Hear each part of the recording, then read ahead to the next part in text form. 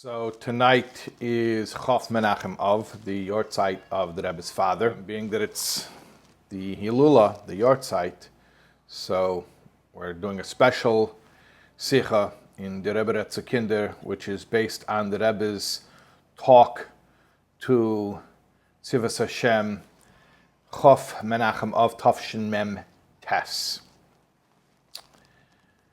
The Rebbe said several sichas to the children, and this is one of them. Let's just jump in. It's a very long sicha, lifi erech, relative to, compared to the typical length of these the Rebbe Redt Kinder sichas. And we're not going to cover all of it. We'll do some of it inside, and then I'll summarize the rest outside. Okay, so let's just jump in. Wie bewusst ist der ganze Leben von dem Baal Hilula gewen Limudat Torah. It's known that the entire life of the Baal Hilula, the Rebbe's father, was Limudat Torah. The Rebbe defines his father's entire life as being Limudat Torah. Sei lernen für sich und sei verspreiten Torah zu anderen Jiden. Both learning for himself as well as spreading out Torah to other Jews, afilo in a Zustand von Sakanos Nefashos, even in a situation where doing so was literally life-threatening. Even those who are only cursorily aware of the Rebbe's father's biography know that he had incredible courage and defied the communist regime even under the most harrowing circumstances. Und in Torah Gufa, the Rebbe is more specific now. In Torah itself hat speziell sich aufgegeben mit Pnimius HaTorah, die Neshama von Torah. He was especially devoted to what we call the inner dimension of Torah, or sometimes we call it the soul of Torah. Und in Vereinigen mit Nigle de Torah, and uniting the hidden part of Torah with the revealed part of Torah. Der Poshete Teich von Divrei Torah, which, what does it mean? The revealed part of Torah means the literal or plain meaning, the simple meaning of the words of Torah. So the Rebbe establishes here, who was his father? His father was all about Torah. And what specifically about Torah? Learning for himself and teaching others, even when doing so was life-threatening. Literally, he put his life at risk. And we know what happened to the Rebbe's father, and he was sent into Golus, and that's where he passed away. And the Rebbe says that he passed away before his time because of the suffering that he underwent, precisely because he was a teacher of Torah. And the Rebbe says that that his father was specifically devoted to learning the inner dimensions of Torah. The Rebbe's father was a makubal, a scholar of Kabbalah, and also in uniting the Kabbalistic with the legalistic, what the Rebbe calls the Pashet Taich, the simple meaning of Torah. And what we're going to do here is actually an example of something that's a simple, literal teaching from the Mishnah, a legal ruling, and the Rebbe is going to bring out the hidden soul of that teaching. Der Rebbe is pasik, therefore it is appropriate, as in dem Tag von sein Yahrzeit soll man der Mann in Bekitzer einer von die Teures von Baal Hilula auf einer von die Mishnayos, was man lernt in dem Tag von der Yahrzeit. We're going to mention on the Yahrzeit, very, very briefly, one of the teachings of the one whose Yahrzeit it is, on one of the Mishnayos that's learned on the day of a Yahrzeit. Everyone probably has noticed at the end of the Siddur, there are Mishnayos, which are typically learned for a Yahrzeit. These are Mishnayos from Mikvois. And there's the famous last Mishnah, which the Rebbe is about to mention, is the one that the Chazan who's davening because of Yahrzeit will say that paragraph out loud. We mentioned that the Rebbe is speaking to children. The Rebbe also spoke to adults that day, Chaf Av, but this particular gathering was children. Now, when it comes to speaking to children, surely you would mention, one would think to mention that it's the Rebbe's father's yahrzeit, and maybe even tell them a story about the Rebbe's father. But here's the thing, to teach them a teaching of the Rebbe's father, that's a chiddush, that's novel. And I'll tell you why. Because the Rebbe's father's Torah is known for being very, very challenging. It is full of Kabbalistic references. It goes very rapidly. There are multiple associations and levels on every line. And it's very dense. There's just there are a lot of layers going on. And it's difficult to study, to the extent that even when the Likutei Levi Yitzchok came out and was published, when they were able to put together some of the writings that, either from letters that the Rebbe's father had sent to the Rebbe, or from manuscripts that the Rebbe Tzimchana was able to get out of Russia, it was known that this is very challenging material. And really only in the past few years, because of certain Chassidim who made it an occupation, who really threw themselves into it, people started to learn the Rebbe's father's Torah more. But generally speaking, the Rebbe's father's Torah was known as being very, very erudite and esoteric and all that stuff. To the extent that even in the time when the Rebbe's father was a Rav in Dnepropetrovsk, it was known that not everything that the Rebbe's father said was necessarily were people going to understand. To the extent that there's a story that once the Rebbe's father was speaking in shul, and this story reached us through somebody who was actually present, who was Reb Zalman Valenkin, who was there. The Rebbe's father was teaching, and people couldn't follow. People couldn't follow all the Kabbalistic references and, just like I said, layers upon layers and moving very rapidly. And the Rebbe's father paused and he said, "It doesn't seem like anybody here understands what I'm saying." And then the Rebbe's father pointed to the back of the room and he said, "But that Yingel, that boy there, versteht." Who was that Yingel? It was the Rebbe.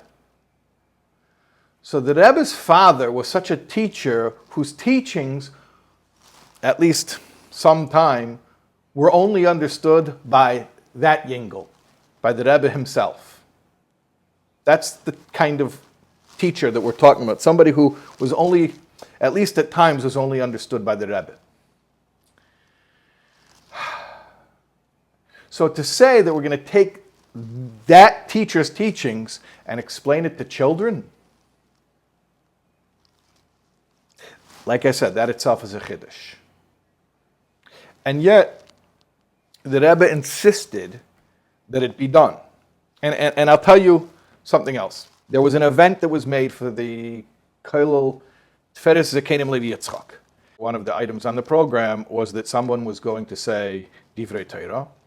And I actually asked Menachem Gerlitzky, who was the one who sent in the program to the Rebbe, who was the one who said the Divrei Torah. He said it was Schallenberg Gordon. Anyways, the Rebbe made one note on that program, that it should be Dvar Malchus, words of royalty, of his father. The Rebbe circled his father's name at the top of the program and indicated that Dvar Malchus means of his father. Hamuvan l'chol hane'asafim, that will be understood to all of those assembled. So on one hand, the Rebbe is emphasizing, hey, make sure that it's understood, because it's very likely that you could say over something from the Rebbe's father and it would totally go over everyone's head. So on one hand, the Rebbe is saying, hey, make sure that it's understood, meaning it's very likely it wouldn't be understood. At the same time, what is the Rebbe saying? The Rebbe is saying, hey, it can be understood. It can be understood. It can be and it must be. And who were the people who were in this, Tferes Zakenim Levi Yitzchak? They were, a lot of them were old Russian Jews, and they didn't necessarily even, understand other things in Torah, let alone deep Kabbalah. And yet the Rebbe insisted that it has to be understood. And now here we see in this gathering, the Rebbe is taking it even further, that it has to be understood by children. And to me, the idea that the Rebbe is insisting that it be understood by children, I can't help. This is Chassidish Hergeshim. That this is just my own connection that I'm making. Okay, for whatever it's worth. For whatever it's worth, I can't help but to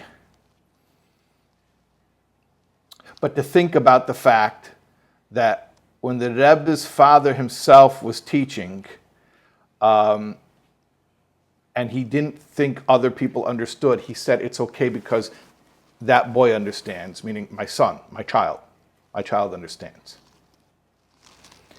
And the Rebbe, I guess, inherited that from his father, to be able to insist that even if everybody doesn't understand, everyone else doesn't understand, but my son understands. But the Rebbe was able to insist that his children, that his son, can understand these teachings.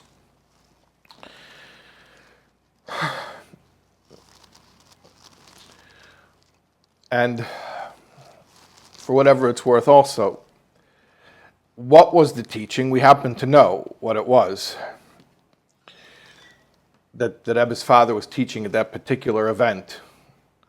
That Reb Zalman Valenkin says he remembers that Rebbe's father saying, only that Yingel understands. I'm not sure why, how it came up, but he was teaching about mikveh. And he said that a mikveh is, al pi Kabbalah, a mikveh is kav ma. A line of what? A line of, bittul, of nothingness. And when he explained that mikveh is kav ma, then he said, nobody understands. Oh, but that boy understands. So, again, I don't know if there's a connection at all, but this particular teaching is about mikveh. And the Rebbe is insisting that the children can understand. Not only can the children understand, but look what the Rebbe says. Me wird es erklären in en Eifen, was soll sein verständlich a viele für Kinder. We're going to explain this teaching in such a way that it will be understood even by children. Und was noch mehr, but that's not enough, even more. In en Eifen, als wollen der Fun kennen herausnehmen an Ablehnung, wie zu meisef sein noch mehr in alle Sachen von Jiddischkeit, sei bei sich und sei zu ufton mit die Jiden in Zerarum. It's like 4 Chidushim here. First of all, the Rebbe is saying that they're going to be able to understand it. Understand the Rebbe's father's Kabbalah? Yep, they're going to be able to understand. And furthermore, not only they'll be able to understand it, they'll be able to understand it in such a way they'll be able to apply it. They'll be able to take from it a teaching. Okay, so that's the second Chiddush. The third thing is, the Rebbe says they're going to be able to apply it in order to do what? Zu meisav sein, to increase noch mehr, even more, in alle Sachen von Yiddishkeit. Even when the Rebbe demands from us, the Rebbe reminds us how much we've accomplished already. So he's saying that the children, they're doing so much already, and now this is going to help them to do even more. That itself, that's the one lesson in Chinuch we learned from this whole Sikha, that when you demand something from somebody and you want more from them, tell them how much they're already doing. Ein mezarzin el mezurazin. Okay, and then the fourth chiddush is that it's sai bei sich, and also sai zu uftun mit die Yidden in Zerarum. So it's not just for yourself; it's to affect others. Which the Rebbe said this about his father at the very beginning of the Sikha, that his father's life was Torah, not just learning Torah for himself, but to spread Torah to others. And the Rebbe is saying the same thing to us, that we're going to increase in our own Yiddishkeit and also in our influence on others. Okay, so just in that little setup, it's 4 major life-changing ideas. All right. Now, let's go into the teaching. There's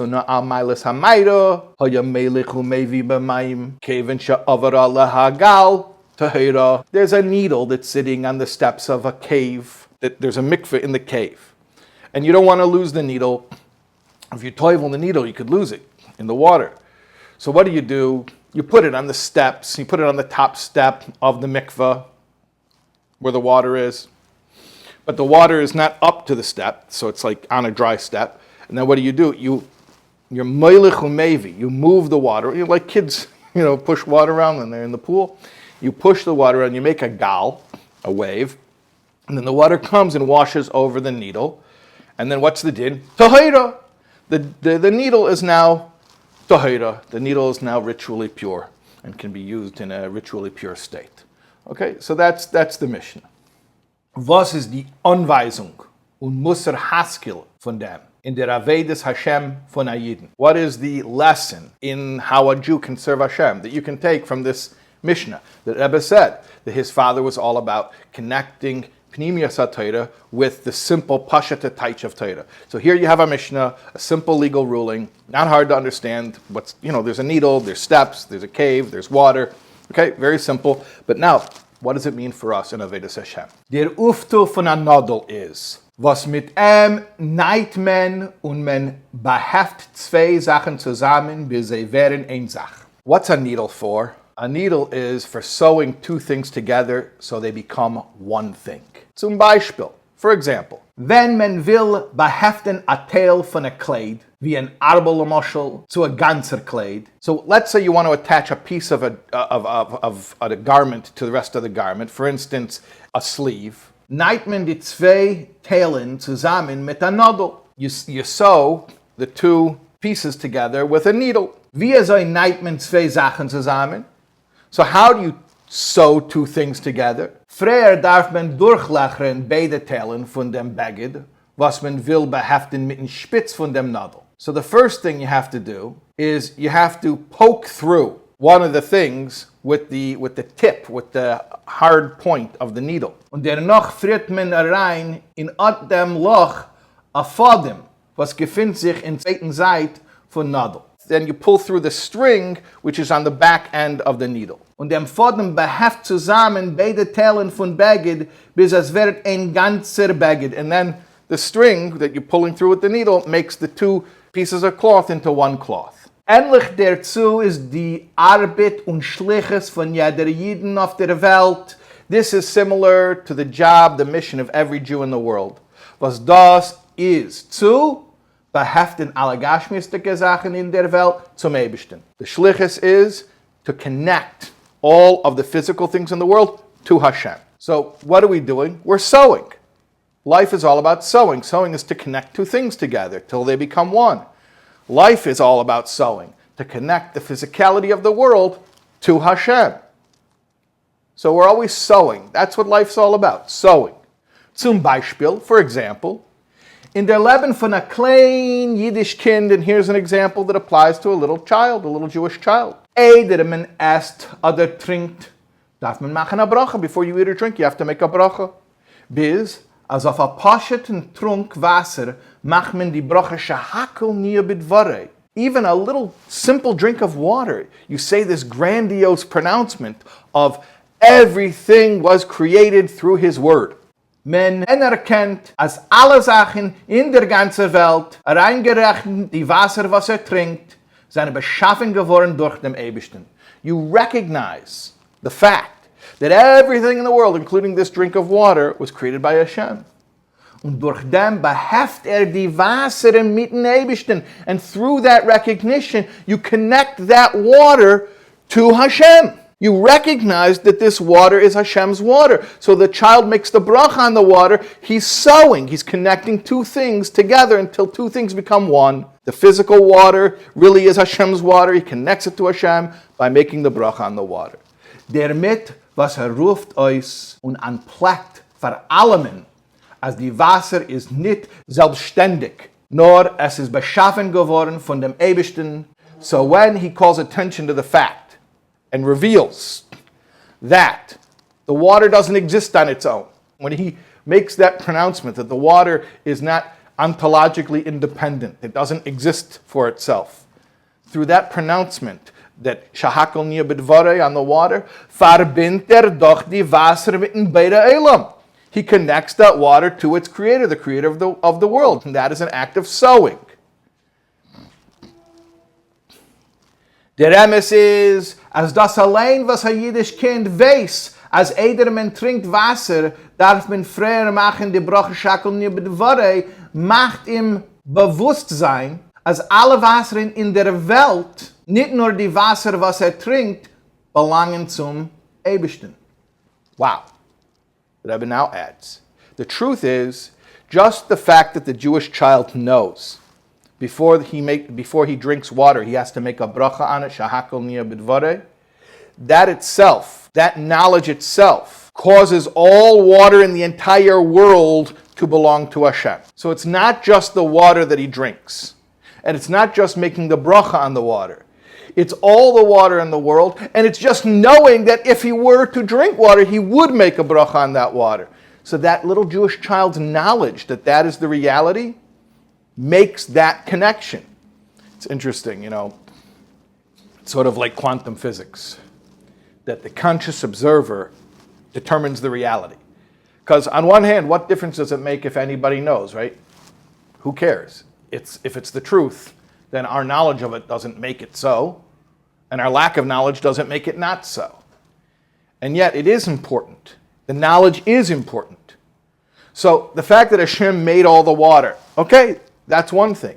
But the fact that a Jewish child knows that Hashem made the water, that's what truly connects the water to Hashem and makes the world and its creator one thing.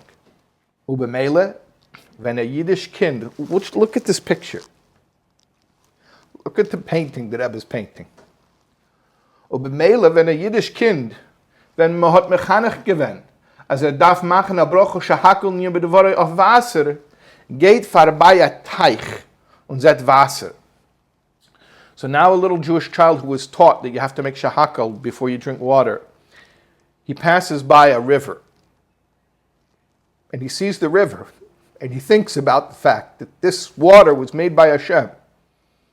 Just this little child observing this river, consciously observing the river, is das allein sein Gucken auf die Wasser.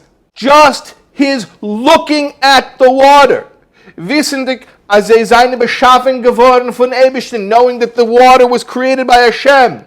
Verbindt die Wasser mit Eibishten. That causes a connection between the water that Hashem made and Hashem who made the water. Dort gehen vorbei nicht jeden lahavdil Kinder und Ältere. Even though non-Jews, children and adults they're also walking by. So this is a very important lesson as well. Another chiddush. What difference does it make if one person knows the truth, especially one little child knows the truth? Look at all the people around me who don't know the truth. The Rebbe says, it doesn't matter. Yeah, people are walking by. They have no idea what's going on. They see the river. They see a river. They don't see that it's a creation of Hashem. They don't know the river was made by Hashem and that the world and then the Hashem who made the world are one thing. They don't know how to sow. It's okay. Don't be affected by the fact that the rest of the world doesn't see what you see. The fact that you do see it makes it so. So these people are walking by. Wissen und fühlen gar nicht. They don't know anything, and they don't feel anything. It's aber der Emes, but the truth is, as der Yiddish kind hat verbunden und beheft die Wasser mit Eibishten. The Jewish child, just by looking at the water and having this awareness, has caused a connection between the water and Hashem. There's more to this. I'll just summarize outside. But it doesn't end. It doesn't end. So then the Rebbe explains. One of the things a needle has to have is a sharp point, so it can poke a hole in one of the things that it's connecting. So when we're connecting Gashmias with the creator of the Gashmias, You have to be stark, you have to be tough, you have to have courage, you have to be fierce. Poke through the Gashmias. Okay, don't be afraid of it. And then, after you poke through it, right, you have this Hasidic disregard for physicality. It's like nicht spoil von Welt, right? But then after you do that, you don't discard the Welt. No, the Welt is precious. It's a dira b'tachtenim. What do you do then? It's so interesting, the moving, the shifting, the paradox. On one end, you're this sharp needle, you're poking through the world. And the other, at the very same moment, just like the needle, after it pokes through the thing that it's sewing, then it pulls the string through. What's the string? Tzitzis is a string. And tzitzis is weighed equal to all mitzvahs. So all mitzvahs in a certain way are a string. So what does it mean after you finish poking through the world, meaning not being intimidated by the world, then you bring a string through the world, it means you connect the world to a mitzvah. So the first thing is, I don't care about the world. Hey, I laugh at the world. But then you don't discard the world. Then after you finish showing who's boss, then you bring a string through the world. You lift up the world. You consecrate it. You make it holy. You turn the world into an object of a mitzvah. And then, the Rebbe continues even. Okay? Then we have to look at the way that the needle becomes purified. Or even before that, why the needle was in need of purification. Why did the needle need to be purified in the first place? Because sewing is connecting the physicality of the world to its creator. But here's the thing. In order to do that, the Rebbe says, you can't sit in the Beis HaMikdash or in Yerushalayim or in Eretz Yisrael. You have to go into Galus, where there's not, it's not spiritually clean. But in order to do your job of sewing, you're going to have to expose yourself to the big scary world. And it could happen that the needle will become not tahor anymore. But don't worry, because we know how to make it tahor again. And plus, on top of that, what do you have to know? That even when you go down into the gullus to make it, to do your sewing, to do your work, so the gullus is like a cave. The Rebbe says the cave is like the gullus. But where are you in the cave? You're on the top step of the cave. So you don't go all the way deep down into the gullus and get pulled into it. No. Even when you're in the gullus doing your shlichus, you're on the top step, right by the exit. So you're higher and you're ready to go out, and you're near the entrance of the cave, or the exit, as it were, in that case. So you can get out of it. It's like the paradox again. It's like you're in the world, but like just almost not in the world. You're going out of your comfort zone, but you're not getting but you're not changing your comfort zone. That the Welt itself should become the comfort zone. Such deep stuff. And then it doesn't finish. It doesn't finish. Okay. Then what else do you have to know? That when the machet does become, inevitably, it could happen. It can become not toher. So how do you make it toher? With the water. What's the water? The mei das toher, like the Rambam says. Torah. When you learn Torah, the Rebbe says every single day you have to have a shir Torah, and every day you have to chazer Torah bal peh, and this will purify the machet that needs purification because it was doing its job of sewing and being in the world and doing its shlichus. And I'm telling you, it doesn't even end there. There's one more, I'll tell you, one last thing. Then the Rebbe gives another mushal to the water. It's interesting. It's not a contradiction, actually, but because before we were talking about the water as being the mei das toher, which purifies, but also you could say the water is like, the Rebbe doesn't use the term mayim zdoinim, but sometimes the idea of water, of a mabel, like the mayim rabim, is children don't have tirdas parnasa, but mayim can be the flood, the mei noach, which are like disruption in life. So the Rebbe says, you're in Galus, and there's going to be disruption. He says, however, you should know like this. Even just a little wave. You just make a little gal, just a little wave washes over you, just a little bit of stress from Galus, and you're Yetzah already. That's enough. That's enough. You don't have to have the whole tidal wave, the whole tsunami. Just a little wave, and you already are Yetzah from that whole inyan, and you can go straight into Geula. Anyway, we are so lucky. We are so lucky that our Father told us what His Father told us, and not just what His Father told Him, but that our Father told it to us in the way that His Father told it to Him, and looks at us the way that His Father looked at Him. Ashreinu matev chalkenu, and We have to tell the kids who they are. We have to tell the kids who they are. That's it. Unbelievable. Another incredible